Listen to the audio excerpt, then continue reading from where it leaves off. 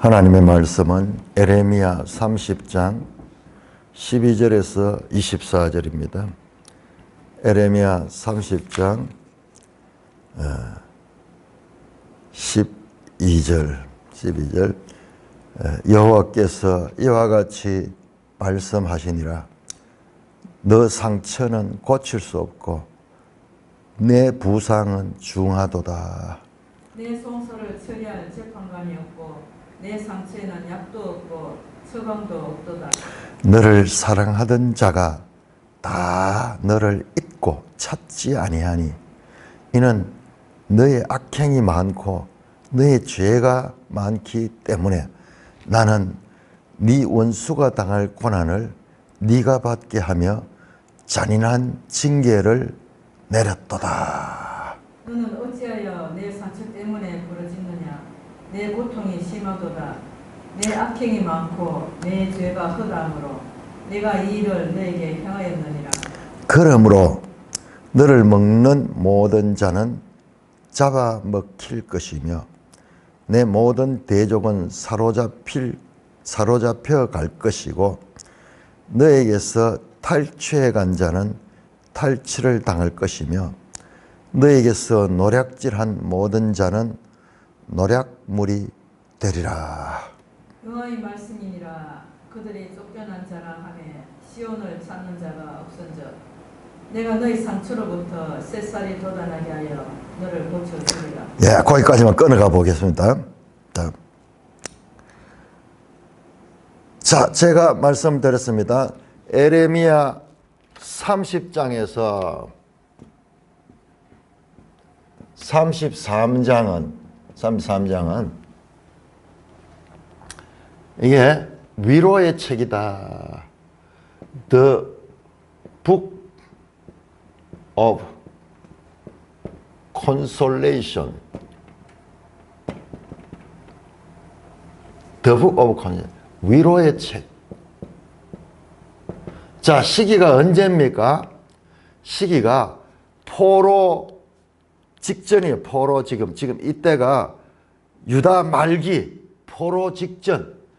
장차 이들에게 오는 것은 이미 포로가 시작이 됐어요. 1차 포로, 2차 포로. 그들이 포로로 잡혀갔어요. 1차. 아마 이 시대에 아직까지 여호야긴이 포로로 잡혀가지는 않은 시대 같아요. 약간 시드기야 시대 같으면 여호야긴이 잡혀갔어요. 그야말로 말기입니다. BC 586년에 이제 포로기가 시작이 되는데 이게 이제 이스라엘 보면 멸망이죠. 멸망의 이 시기인데 바로 요 직전이야. 요 직전 600년에서 587년 요 사이에 지금 예언하는 거예요. 시드기야 왕 때예요. 시드기야 왕 때. 그러면은 요 끝에요. 그 중에서도 597년에서 580년 요때 시드기야 시대. 자, 이때 계속 바뀌잖아요. 요시아의 아들들이거든요. 다 요시아의 아들들이 전부 다 요시아의 아들들. 요시아가 죽고 난 다음에 여호아하스, 여호야긴,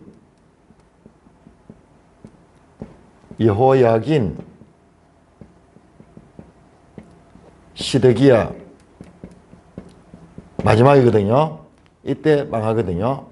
그야말로 급변하는 가운데 애굽이 왕을 세우기도 하고 그 다음에 바벨론이 그 애굽이 세운 왕을 끌어내리고 포로로 잡아가 버리고 시드기야를 왕으로 세웠거든요. 지금 이 시드기야를 세웠거든. 그러니까 이 마지막 때 국권은 잃어버리고 마치 우리 이 구한말 때 러시아가 그 다음에 일본이 중국이 청나라가 막 짓밟으면서 막 그래도 무력하던 그 시대와 같은 거예요.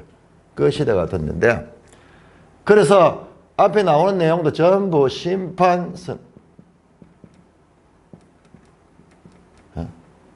왜? 무슨 심판이냐?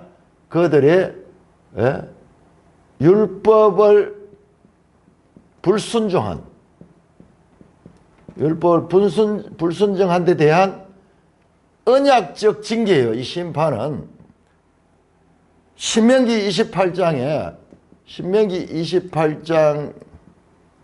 근거해 가지고 불순종에서 오는 저주받는 그 내용. 자, 이후에도 마찬가지요. 34장에서 마지막 50장까지도 그런 같아요. 심판 경고, 불순종에 대한 심판 경고. 유독 그 이와 같은 어두움 가운데 한 빛이 쫙 나오는데 그것이 바로 30장에서 33장이에요. 자, 우리 책으로 보면 이게 약간 후반부죠. 50장 같으면 25장으로 나눠주죠. 그럼 원어에 보면 맞소라 본문에 뭐 여기 딱 중간이야. 자, 제가 어제도 말씀드렸죠. 이사야서도 이런 구조로 돼. 이사야 1장에서 39장까지, 그 다음에 40장에서 66장까지 딱 해서 이게 전반부, 후반부, 여기가 위로의 책이에요. 위로. 그거는 그냥 노골적으로 나오는, 내 백성을 위로하라, 내 백성을 위로하라. 너희는 내 백성을 위로하라. 그들의 복역에 떡가 났고 이제 그들에게 하나님께서 회복해 주실 거라는 소망이 주는 그 위로의 책이에요. 그런데 이사야는 이렇게 후반부 전체가 위로의 책인데, 에레미야는 달라요. 에레미야는 이 전체 가운데서 요 중간 부분, 딱 정중간 부분, 여기가 위로의 책이에요. 그래서 이것은 당대에 관한 것이고, 이 위로의 책은 미래에 대한 소망이야. 그럼 여기 뭐가 나오고 있어요? 여기에 예수 그리스도가 나오는 거예요. 그러니까 이게 가장 중요한 부분인 거예요. 이게 가장 중요한 부분이에요. 자, 그런데 제가 깜짝 놀라는 것은 이것을 발견하고 보니까는, 에레미야 애가 있죠. 에레미야 애가.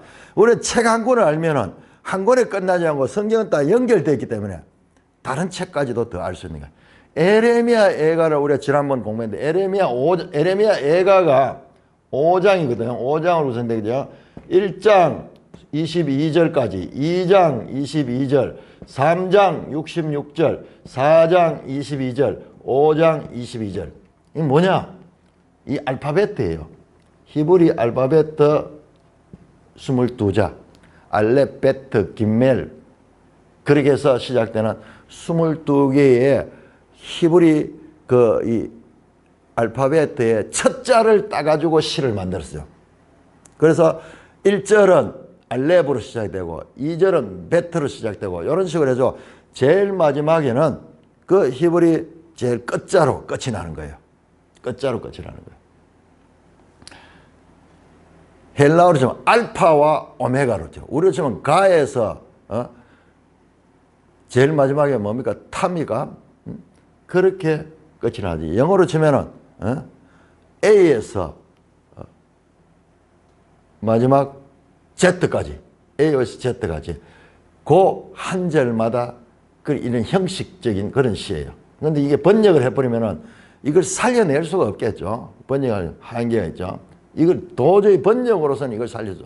그럼 원어는 이렇게 됐습니다. 그러면 3장은 뭐냐? 3장은 66절인데 곱하기 3이야. 알파벳 곱하기 3이야. 그때 우리가 에레미야서를 하면서 여기에 뭐가 들었냐 하면 여기 전부가 아니고 여기에 딱 중간에 소망이 들어요. 소망이 있어. 한번 찾아볼까요?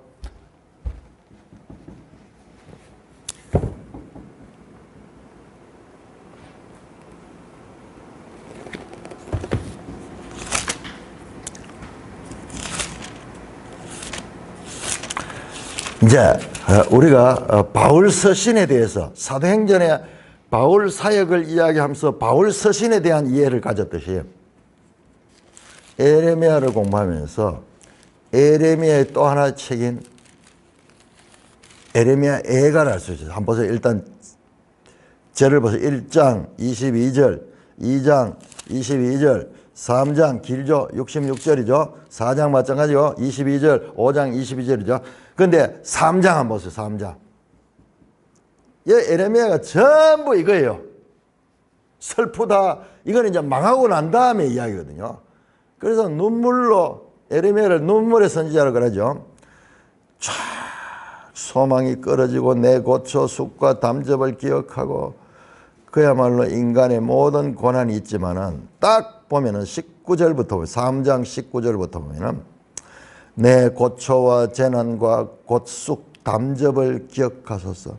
내 마음이 그것을 기억하고 내가 낙심되오나 이것을 내가 내 마음에 담아두었더니 그것이 오히려 나의 소망이 되었습니다. 여호와의 인자와 긍휼이 무궁하심으로 우리가 진멸되지 아니함이라. 지금 망해가 있는 상황인데 여기에서 소망을 가지는 거예요. 이 하나님이 우리를 징계하는 것은, 이 징계하는 것은 하나님 뜻이 아니라, 이 끝이 아니라는 거예요. 오히려 여호와의 인자와 긍휼이 무궁하시고 우리가 현재 당하는 이런 고난은 잠깐이라는 거예요. 이건 무궁한 거야. 무궁한 것이므로 우리가 진멸되지 아니한다. 이것들이 아침마다 새로우니 주의 성실하심이 크도소이다. 내 심령의 일을 여호와는 나의 기업이시니 그러므로 내가 그를 바라리라 하도다. 기다리는 자들에게나 구하는 영혼들에게 여호와는 선하시도다. 사람이 여호와의 구원을 바라고 잠잠히 기람이 좋더라. 기다림이 좋도다. 사람은 젊었을 때 멍에를 매는 것이 좋으니 혼자 앉아서 잠잠할 것은 주께서 그것을 그에게 메우셨음이라. 하나님께서 이 멍에를 매죠. 지금 멍에라는 이야기가 지금 에레미야 계속 나오잖아요. 멍에. 이게 바벨론의 멍에를 매는 것도 이것도 하나님께서 하신 것이고 이것이 좋은 것이라는 거예요. 좋은 것이에요. 그대의 입을 땅에 틱거려 댈지라 혹시 소망이 있을지라. 자기를 치는 자에게 뺨을 돌려대며 치욕으로 배불릴지라. 더 비참하게 되라는 거야. 이는 주께서 영원히 버리지 아니할 것이며 그가 비록 근심하게 하시나 그의 풍부한 인자심을 따라 긍휼히 여기실 것이다. 주께서 인생으로 고생하게 하시며 근심하게 하심이 본심이 아니다. 이게 뭐냐? 우리를 징계를 통해서 훈련시키고 변화시키고 연단시키는 거다. 이걸 깨달아야 돼. 그냥 일어나는 현실 가운데 전쟁에서 망했는 이 나라에 대한 죄를 뒤집어서고 슬퍼하고 있는 그 가운데서 이걸 깨닫는 거야. 이걸 깨닫는 거야. 42절 우리가 스스로 우리의 행위를 조사하고 여호와께로 돌아가자. 우리의 마음과 손을 아울러 하늘에 계신 하나님께 들자. 소망, 이 현실을 주님의 뜻 가운데서 해석하고 그 인자와 긍휼이 무궁하신 그 하나님께 소망이 있음을 그 뒤에는 다시 딱 우는 소리 나옵니다. 하나님 우리를 버리셨다. 이 중간에 바로 이 에레미야 애가가 이 중간에 위로와 소망의 메시지가 있듯이 동일하게 에레미야 애가가 전체 가운데서 30장, 33장의 소망의 메시지가 있습니다. 그리고 이 안에 가장 중요한 새 언약이 들어있는 거예요. 그러니까 오늘 우리가 이 30장을 지금 공부를 하면서 여기서 예수 그리스도를 발견해야 돼요. 주님께서 제자들에게 와서 성경을 펼치고 이 성경이 내게 대하여 기록한 것이라고 말씀하는데 그게 구체적으로 뭔가? 그건 가르쳐 주지 않았어요. 그런데 우리가 이제 구약 성경을 더 그걸 발견할 수 있는 거예요. 성령이 도우심으로. 성령이 도우심으로. 자, 이와 같은 구조가 있다는 것을 생각하고 자, 본문 12절에서 17절까지를 우선 한번 봅시다. 자, 시작이 이렇게 됩니다. 여호와께서 이와 같이 말씀하시니라. 여호와께서 이와 같이 말씀하시니라. 신탁입니다. 자, 그런데 이 내용이 앞에는 계속 또한 네 부상, 네 상처, 네 송사, 너의 악행, 너의 죄, 네 상처가 많고 너의 징계가 많고 네 고통이 심하고 네 악행이 많고 네 죄가 허다하다. 다시 위로는커녕 다시 상처를 휘집는 같은 표현이지만 그렇게 보면 안 돼요. 전체를 봐요. 전체를 봐. 자, 여기 핵심은 어디 있느냐 그러면은 핵심은 16절이에요. 16절. 그러므로 자, 근데 우리 성경을 보면 앞에 보세요. 앞에 내용을 한번 봅시다. 얼마나 어두운가. 네 상처는 고칠 수 없고 중병이야. 고칠 수 없는 상처. 네 부상도 중하서 회복될 수 없어. 네 송사를 처리하는 재판관이 없고 억울한 일을 당했지만은 재판관이 이걸 의롭게 재판해 줄 사람이 없는 거야. 네 상처는 약도 없고 처방도 없다. 절망이죠. 너를 사랑하는 자가 다 너를 잊고 찾지 아니하고 이는 네 악행이 많고 네 죄가 많기 때문에. 주위의 강대국들 애굽을 의지하고 했는데 애굽도 다 버려. 아무도 그들을 찾지 않아요. 다 너를 잊고. 그 이유는 뭐냐? 네 악행이 많고 네 죄가 많기 때문이다. 자, 그리고 그 다음에 누가? 나는 하나님이 너의 원수가 당할 고난을 네가 받게 당하며 하나님이 이스라엘에 대적하시는 거예요. 잔인한 징계를 하나님이 내리신 거야. 하나님 내리신 거야. 너는 어찌하여 네 상처 때문에 부르짖느냐. 네 고통이 심하다. 아니 상처 때문에 부르짖어야 되지. 고통이 심하니까 부르짖어야 되지. 네 악행이 많고 네 죄가 허다함으로 내가 이 일을 네게 했느냐. 하나님이 이스라엘의 대적자 돼가지고 이스라엘을 징계한 거예요. 징계한 거예요. 하나님은 무조건 이스라엘 편이 아니에요. 그들이 순종할 때 이스라엘에게 복을 주시고 그들을 보호하시고 그들에게 이 은혜를 베풀어 주시지만 그들이 하나님의 법을 불순종할 때는 하나님이 징계하잖아요. 그게 하나님이잖아요. 저 이방의 우상들처럼 저 절간에 앉아있는 부처님처럼 늘 미소를 띠면서 살도 퉁퉁하게 쪄가지고 늘 미소를 띠면서 부드럽게 온유한 그분이 아니에요. 하나님은 자기 백성이라도 자기 백성을 일방적으로 사랑하지 않아요. 자기 백성이라도 언약적인 그 언약을 통해서 율법에 대한 그 언약이잖아요. 율법을 지키면 복을 주고 지키지 않으면 복을 징계하겠다는 그걸 말씀대로 시행하시는 분이지. 이스라엘 착각하는 거야. 내가 우리가 하나님 백성이 되면 우리가 하나님 백성은 우리를 일방적으로 우리를 보호해 준다. 그게 아니지. 그게 아니. 그걸 아닌 걸 가르치는 거야. 하나님이 오히려 이스라엘을 대적하는 거예요. 하나님이 이스라엘의 원수가 되는 거예요. 원수가 되는 거예요. 욥기에도 이런 표현 많이 나옵니다. 하나님에 대한 바른 이해를 가져야 돼요. 언약적 하나님. 신명기에서 약속하셨어. 순종하면은 복을 주고 불순종하면은 저주를 받는 그 목록을 자세하게 신명기 28장 16절에서 그 나머지 52절까지입니까? 그 64절까지 그 전 내용이 저주에 대한 거죠. 지금 그걸 그대로 행하는 거예요. 자, 그런데 지금 여기서 하고자 하는 말씀은 16절부터 나옵니다. 그러므로 너를 먹는 모든 자는 잡아먹힐 것이며 네 모든 제복은 대적은 사로잡히기. 무슨 말이에요? 그러므로 앞에 내용하고 지금 완전 반대되는데 그러므로 제가 다른 번역을 찾으면 그러나 역전접속사예요. 역전접속사. 그런데 이따가 좀 더 보겠습니다. 우리 매일 성경은 이걸 그대로 받았는데 더 깊이 해석을 했어요.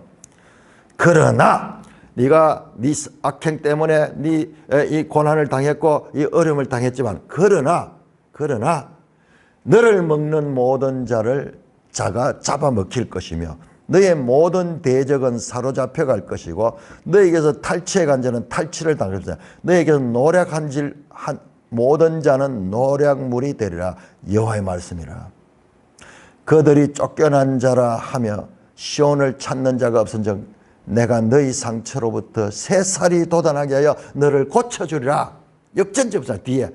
그렇지만은 하나님이 회복시켜 줄 것에 대한 말씀. 핵심은 여기에서 후반부절에 있습니다. 그러니까 위로의 책이야 여기는. 그러나 그 위로가 있기 전에 이스라엘의 상태를 그렸는 거지 다시 상처를 드러내는 게 아니에요. 이랬었지만은 그러나 이제는 이와 같이 하나님이 너를 회복시켜줄까? 소망의 메시지죠. 소망의 메시지죠. 근데 이 16절에 그러므로가 되니까는 이 뜻이 말이 안 되는 것 같아요. 악행이 많고 그래서 네 고통이 심한데 그러므로 하나님이 네 대적을 없애주고 네 탈취의 관절을 없애주고 이 말이 안 되잖아요. 역전접속사 그러나로 해석하면은 후반절에 가면 하나님께서 그들의 죄에도 불구하고 그들의 상처에도 불구하고 그들이 이와 같은 불성실함에도 불구하고 하나님께서 그들의 대적을 없애주고 그들의 상처를 고쳐주시고 새 살이 돋아나게 하겠다고 말씀했잖아요. 너의 상처로부터 앞에 나왔잖아요. 이 상처는 약도 없고 처방도 없는 상처야. 이 상처는 치명적인 상처야. 그래서 사람의 손으로 회복할 수 없는 상처야. 근데 하나님께서 그 상처를 고쳐주겠다는 거예요.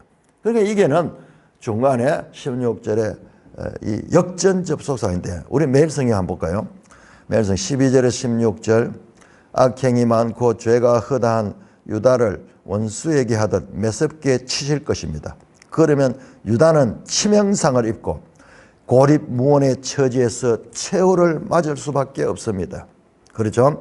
그때 하나님은 갑자기 태도를 바꾸셔서 유다의 대적을 물리치시며 그들의 상처를 고쳐주실 것입니다. 하나님의 상반된 태도가 그러므로로 연결이 됩니다. 잘못했는데 그러므로 내가 고쳐주겠다? 아니죠. 잘못했는데 그렇지만은 그러나 내가 고쳐주겠다. 이게 아니고 잘못했는데 잘못했기 때문에 그러므로 내 원수를 그들의 대적을 없이 해주겠다. 자, 그대로 이분은 그대로 봤습니다. 그러므로 연결된다. 하나님이 처음부터 징계 이후에 있을 치유까지 계획해 두셨다는 뜻입니다. 하나님께는 우리 회복이 언제나 그러므로로 귀결되는 당연한 결말입니다. 와, 나는 이 얘기를 부정적으로 보고 그러나가 맞다고 생각하고 딴 번역도 다 그러나로 되어 있어요. 근데 이게 그러나나 그러므로는요, 그 문장 가운데서 선택해야 돼요. therefore 그렇게 되어 있어요. 근데 이분은 그대로 봤는데 원래 하나님이 그렇게 하시는 분인 거야. 원래 하나님은 징계할 때부터 상처를 받을 때부터 이미 회복시켜주고 계획하고 계셨다는 거예요. 그런 식으로 이 본문을 손대지 않고 그렇게 해석을 했는데 뭐 그렇게 보면은 맞아요. 그러나 우리가 일상적으로 네가 잘못했기 때문에 네가 징계를 받는다. 이게 그러므로죠. 그대로 앞에 걸 그대로 봤죠. 근데 네가 잘못했지만은 그러나 내가 너를 용서해 주겠다. 역전 앞의 내용에도 불구하고 역전 접속사가 들어가야 되는데 이분은 더 믿음이 좋아. 그러므로 받았어. 그러므로 그러니까 하나님의 원래 계획 속에 있다는 거예요. 하나님이 처음부터 징계 이후에 있을 치유까지 계획해 두셨다는 뜻입니다. 하나님께는 우리의 회복이 언제나 그러므로 귀결되는 당연한 결말입니다. 그렇게 해석을 하고 있습니다. 자, 그래서 이 12절에서 17절까지 말씀도 회복에 관한 위로의 말씀입니다. 위로의 말씀. 자, 그 다음에 18절에서 24절까지 교독합니다. 다시 말씀합니다. 여호와께서 말씀하시니라. 보라, 내가 야곱의 장막에 포로들을 돌아오게 할 것이고 그 거처들의 사랑을 베풀 것이라. 성읍은 그 폐허가 된 언덕 위에 건축될 것이요 그 보루는 규정에 따라 사람이 살게 되리라. 그들에게서 감사하는 소리가 나오고 즐거워하는 소리가 나오리라. 내가 그들을 번성하게 하리니 그들의 수가 줄어들지 아니하겠고 내가 그들을 존귀하게 하리니 그들은 비천하여지지 아니하리라. 그의 자손은 예전과 같겠고 그 회중은 내 앞에 굳게 설 것이며 그를 압박하는 모든 사람은 내가 다 벌하리라. 그 영도자는 그들 중에서 나올 것이요 그 통치자도 그들 중에서 나오리라. 내가 그들을 가까이 오게 하리니 그가 내게 가까이 오리라. 참으로 담대한 마음으로 내게 가까이 올 자가 누구냐. 여호와의 말씀이라. 너희는 내 백성이 되겠고 나는 너희의 하나님이 되리라. 보라, 여호와의 노여움이 일어나 폭풍과 회오리 바람처럼 악인의 머리 위에서 회오리 칠 것이라. 여호와의 진노는 그의 마음에 뜻하는 바를 행하여 이루기까지 돌이키지 아니하나니 너희가 끝날에 그것을 깨달으리라. 자, 이렇게 신탁이 계속됩니다. 자, 이번에 읽었던 내용에는 우리 앞에 거는 지금 12절에서 17절도 그랬고 그 다음에 10절에서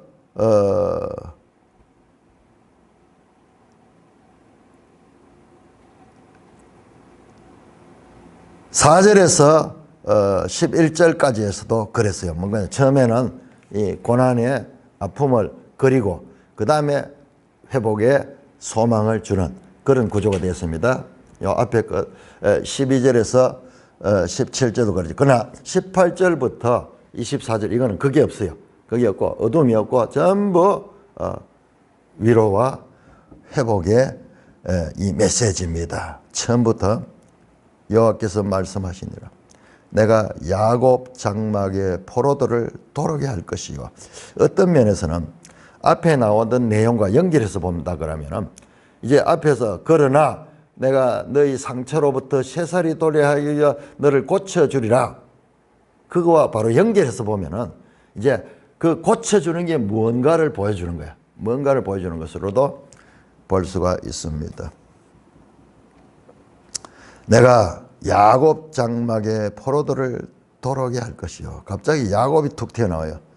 야곱이 언제 야곱입니까?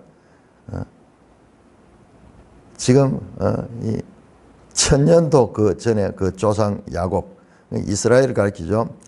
야곱 장막의 포로들을 잡을. 야곱의 이 속한 야곱의 후손들의 포로를 돌아오게 할 거냐. 포로로 잡혀간 자를 하나님께서 회복시켜 줄 것이다. 그 거처들의 사랑을 베풀 것이며 그들이 사는 곳에 하나님께서 사랑을 베풀고 성읍은 그 폐허가 된 언덕 위에 건설되어. 자, 이 성읍은 이 산 위에 건축된 예루살렘 성읍, 예루살렘 그 언덕 위에 다시 건축될 것이며 그 보루는 규정에 따라 사람이 이 보루 가는 게 뭐냐 그러면은 이 영어 성경은 the palace, 궁궐 또는 요새 뭐 성 뭐 이런 걸 가리키는데 구체적으로 보루가 보니까요 이 성 가운데서도 이렇게 좀 튀어나와 가지고 저 내려다 보면서 적군이 올 적에 화살을 쏜다거나 막 이러는 그걸 또 보루라고 하기도 하는데 자 여기서는 그냥 궁궐 예루살렘의 왕궁 그 왕궁 속에 그 보루는 규정에 따라 사람이 살게 돼요. 규정에 따라 참 특이한 표현이죠. 자간 거기에 살만한 사람이 살게 될 것이다. 지금 다 파괴되고 지금 이 폐허가 된 그것을 회복시켜 줄 것에 대한 말씀입니다. 자, 그 결과 그들에게서 감사하는 소리가 나오고 즐거워하는 자의 소리가 나오리라. 내가 그들을 번성하게 하니 그 수가 줄어야 회복의 기쁨, 감사의 노래, 즐거운 소리. 우리 한번 볼까요? 자, 시편 126편을 볼까요? 이 포로에서 돌아와서 감사하는 노래가 바로 시편 126편입니다.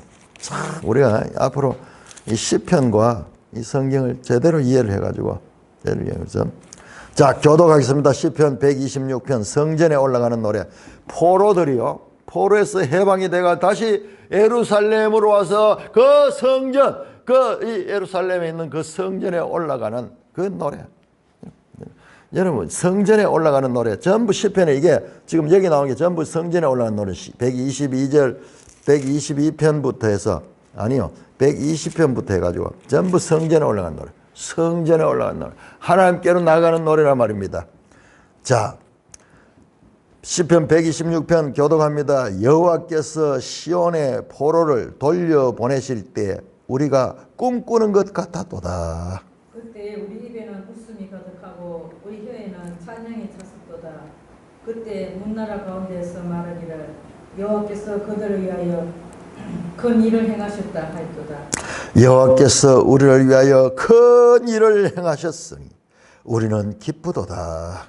여호와여 우리의 포로를 남방 시내들같이 돌려보내소서. 눈물을 흘리며 씨를 뿌리러 가는 자는 기쁨으로 거두리로다. 울며 씨를 뿌리러 나가는 자 반드시 기쁨으로 그 고식단을 가지고 돌아오리라. 포로에서 돌아오는 그 감사의 소리, 즐거운 소리가 나옵니다. 내가 그들을 번성하게 한다고 그랬습니다. 그들의 수가 줄어들지 않겠고 19절이죠. 번성하게 한다. 이게 뭐예요? 바로 아브라함에게 약속한 거예요. 네 자손이 하늘의 별과 같고 땅에 바다의 모래같이 많게 할 것이다 했던 그 하나님의 아브라함 언약을 기억하시는 거예요. 그들의 수가 줄어들지 아니하겠고 내가 그들을 존귀하더니 그들은 비천하지 않아. 번성하게 한다. 수가 줄어들지 않는다. 존귀하게 한다. 비천하지 않는다. 강조죠. 서로 대조되는 개념을 보면서 그렇게 하면서 이 내용을 강조하고 시적인 표현이었죠. 시적인 표현. 그의 자손은 예전과 같겠고 그 회중은 내 앞에 굳게 설 것이며 그를 압박하는 모든 사람은 내가 벌하리라. 하나님께서 그 백성들을 보호해 주시고 그들을 존귀하게 만들고 번성하고 기쁨으로 건축하게 하고 새로 심는 그와 같은 하나님의 회복의 메시지, 위로의 책이죠. 지금 현대 그 위로의 메시지가 나옵니다. 자, 21절입니다. 그 영도자는 그들 중에서 나올 것이며 그 통치자도 그들 중에서 나오리라. 무슨 말이에요? 지금 이거는 배경을 알아야 돼요. 지금 유다는 어떻게 됩니까? 바벨론 포로 가잖아요. 바벨론 사람이 그들을 다스리잖아요. 이제 회복됐을 때 이제 유다 가운데서 그들의 지도자가 나온다는 거예요. 그 지도자는 이게 바로 신명기 17장에서 왔던 너희 가운데 왕을 세울 때 왕은 다른 사람을 해서 안 되고 너희 민족 가운데 너희 형제 가운데서 왕을 뽑아라. 회복되는 거예요. 참으로 율법에 지정하신 하나님의 명령에 따라 왕이 세워지는 거예요. 그 통치자도 그 중에 그 영도자 그 통치자 앞에 나왔듯이 그의 자손 그의 회중 그 다음에 존귀하다 비천하다 그 다음에 이 번성하게 하다 줄어들지 않더라 뭐 이런 같은 평행법이에요. 평행법. 이방인이 아니라 바로 이스라엘 가운데서 왕이 나올 것이다. 내가 그를 가까이 오리니 그가 내게 가까이 오리라. 참으로 담대한 마음으로 내게 가까이 올 자가 누구냐. 야, 난해 구절이에요. 난해 구절입니다. 내가 그를 가까이 오게 하리니 그 영도자 그 통치자를 가까이 오게 한다는 거 하나님이 그가 내게 가까이 오리라. 참으로 담대한 마음으로 내게 가까이 올 자가 누구냐. 갑자기 문장이 이렇게 바뀌어버려요. 의문문으로 바뀌어버려요. 의문. 누구냐? 아무도 할 수 없다. 이거는 누가 어떤 왕도 할 수 없다는 거예요. 여러분 우리가 열왕기에 보면은 열왕기하에 보면은 그 우시야 왕이 나오죠. 역대하에 나오는 역대하 26장 16절에서 21절. 우시야 왕이 대단한 왕이었어요. 그런데 우시야 왕이 제사장이 하는 그 직무를 무시해버리고 지가 가지고 제단에 들어가서 향을 피우고 이러다가 문둥병 걸리죠. 뭐예요? 왕이라도 하나님 앞에 가까이 나가는 거는 이 제사장적인 그런 직무는 왕이 할 수 없는 거야. 왕이 할 수 없는. 그런데 이 영도자, 이 통치자는 담대한 마음으로 가까이 가는 그가 누구냐? 이 번역이 쉽지 않아요. 이런 번역은. 그가 누구냐? 여호와의 말씀이니라 반드시 이자가 올 것이다. 이자가 누구냐? 바로 우리의 대제사장이신 예수 그리스도예요. 대제사장이 예수 그리스도.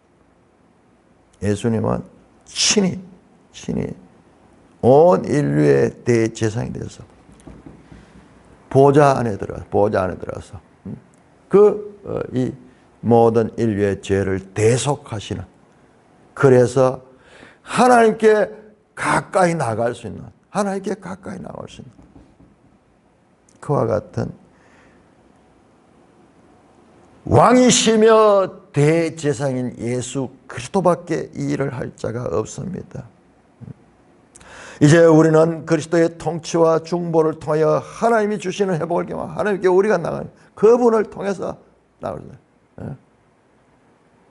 왕이시며 하나님께 가까이 나가다, 그것도 담대한 마음으로 가까이 올 자가 누구냐? 이게 수사 의문문같이 되는데, 이거는 아무도 이런 자가 없다. 오직 한 자.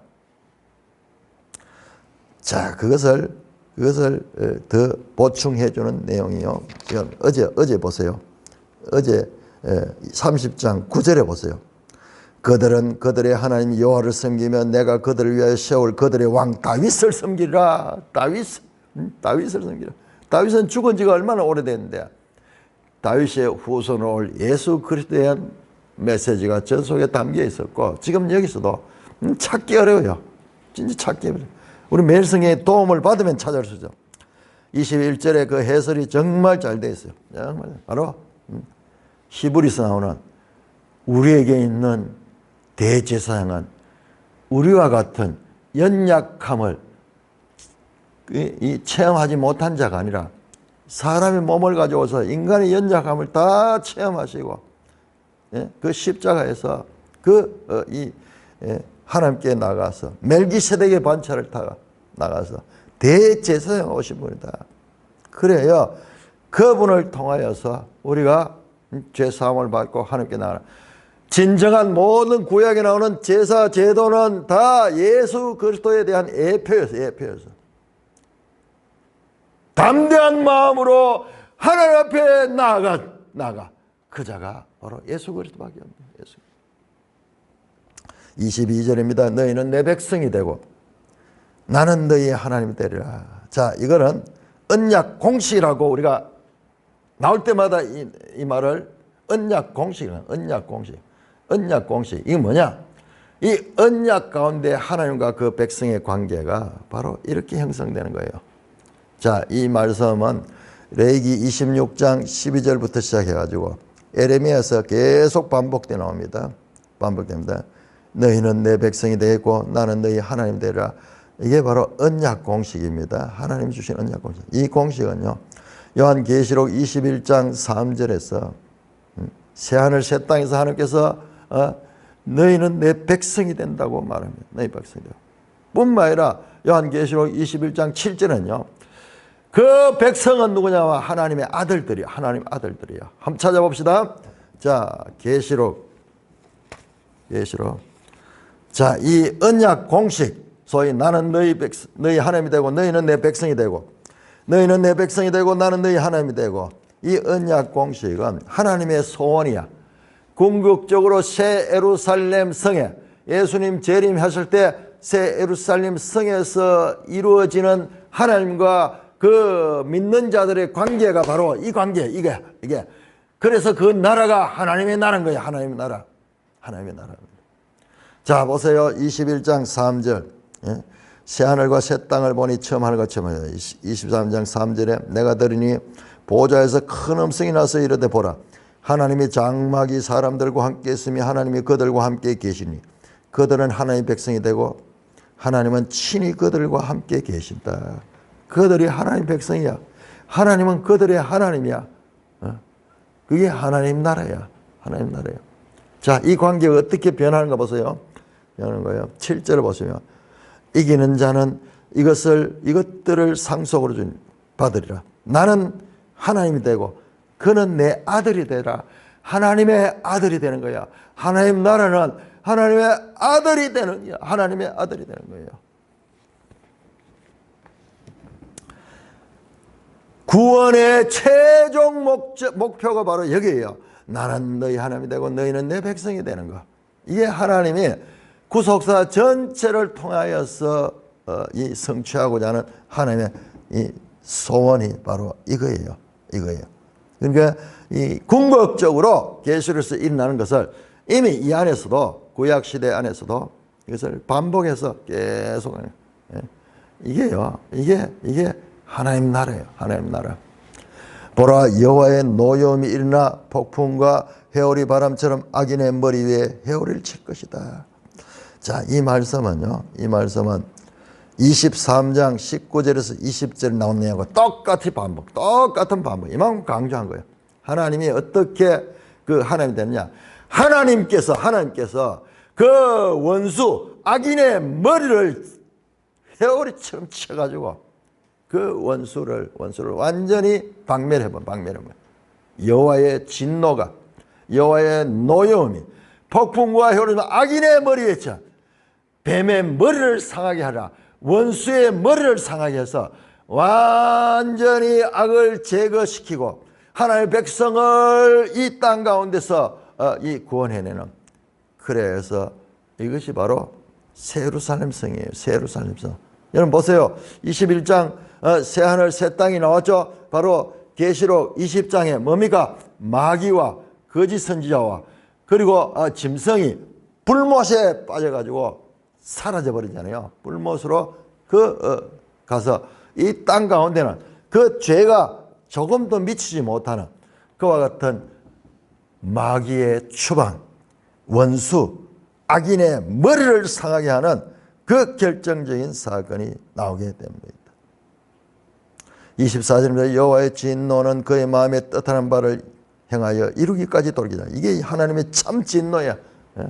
여호와의 노여움, 여호와의 진노, 악인을, 그 악에 거는데는 마귀의 세력, 창세기 3장에 나왔던 뱀의 세력에 머리를 상하여 그들을 제거해버리는 죄입니다. 여호와의 진노는 그 마음에 뜻하는 바를 행하여 이루기까지 돌이켜야 한다. 일편단심. 하나님의 구속사의 목적은요, 그 백성을 구원하는 것과 동시에 악의 세력을 진멸하는 것. 이 두 가지가 동전의 양면이야.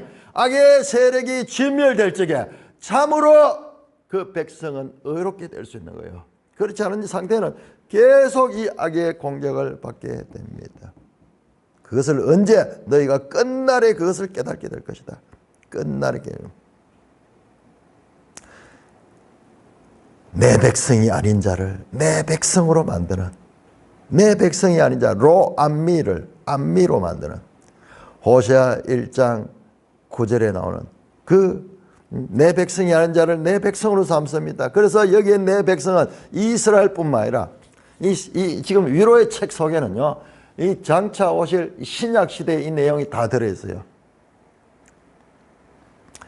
끝날에 그것을 깨닫게 될 것이다. 자, 호세아 3장 5절을 한번 찾아보겠습니다. 호세아 3장 5절. 호세아 3장 5절.